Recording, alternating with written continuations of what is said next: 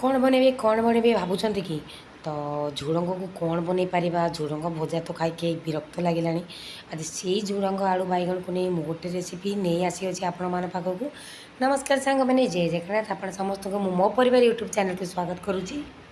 जेहेतु मुझे झुड़ंग को नहीं गोटे रेसिपी आपण मान पाखक आनी तो सर्वप्रथम मु झुड़ंग और आलू को भलसे काटी देती सेपटे गोटे बड़ साइजर टमाटर को काटी गोटे बड़ साइजर पियाज को काटी एपटे बैगण को काटिकी पानी में पकई देती कारण बैगण को आम काटिकी पानी न पकईले ना से कला पड़ जाए तो पानी में पकईदेवे।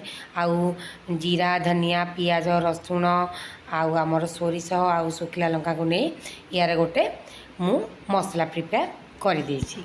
सांग मैंने सेपटे मुझे गोटे कड़े रे तेल किसी गरम कर देती एवं फुटण टे सोरिष पकई देती मोर सोरिषटी पूरा भलसे फुटी गला माने पूरा भाजी गला सोरिषटी एवं से पकई गोटे कंचा लंका को भांगी करी आउ कंचा लंका मोर हो सारापर से जो पियाजटी काटिकी रखी तादेह पकईदेली पियाज पकई सारापर पियाज मोर हो सारापर झुड़ंग आलू को काटिकी रखी ना ता भितर पकईदेली झुड़ंग आलू मुझे बीन्स भी मिसेकी नहीं जाइए मुझे शूट करने को भूली जाइली झुड़ंग आलू और बीन्स को पकईकी मुझे भाजीदेली 2-3 मिनट भाजीदेली भाजी सारापर जो टमाटर को मुझे काटिकी रखी तादेह पकई ताकू गोटे 2 मिनट एमती भाजीदेली। एबे आमे पकेबा ड्राए मसला तो ड्राए मसला मुझे गोटे छोट चामचर हल्दी गुंड आउ हाफ चामचर लंका गुंड आ स्वाद अनुसार लुण तो लुण तो आम सब स्वाद अनुसार ही पकई था आपड़ जेपरी आपड़ जी करेंगे आप जी तरकारी करेंगे से अनुसार लुण पकेबे। तो यू पकई सारापर ताकू मुझे भलसे आउ गोटे 2 मिनट भलसे टिके भाजीदेली।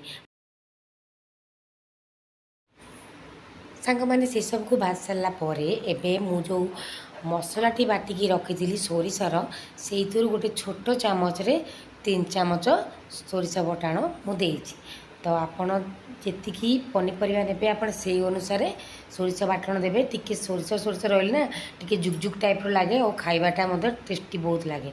एबे सोरिष बाटण दे चल सारापर एबे मु गोटे ग्लास पानी देती कारण आमर झुड़ंग आलू ये सब सीझ तो टिके हल्का जुगजुग रही मुझे पानी दे ताकू भलसे टिके एबे गोटे 2 मिनट ताकू भाजी दे ढाकुणी दे ताकू मु सीझापी छाड़देली किछ समय पर एबे मु ढाकुणी खोलिक देखिली मोर पनीपरिया टिके सीझी जाइए।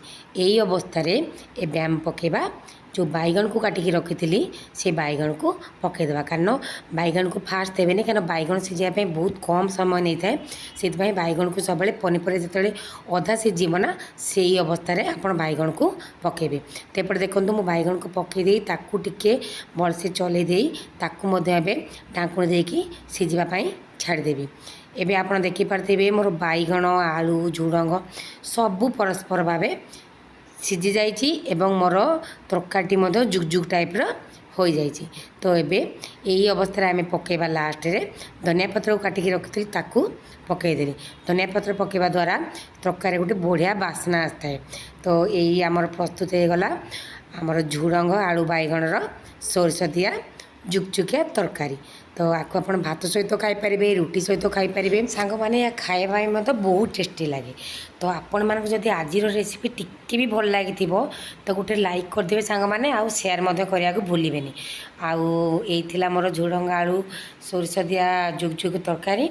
तो चलते एबे टाइम आसला सर्व करवा एपटे मु गोटे प्लेट नहीं जाइए आउ गरमा गरम सर्व करुँची। सांग मैंने ये रेसिपीटी को निश्चय बनईकि निज घरे खातु खाइले ही जानीपारे ये रेसिपीटी किपरि लगुच आउ जदि टिके आपन को रेसिपीटी भल लगे तो निजर मतामत दबा को निश्चय भूलें। तो आज ब्लॉग मुझे सारी सांग मैंने रोची नमस्कार।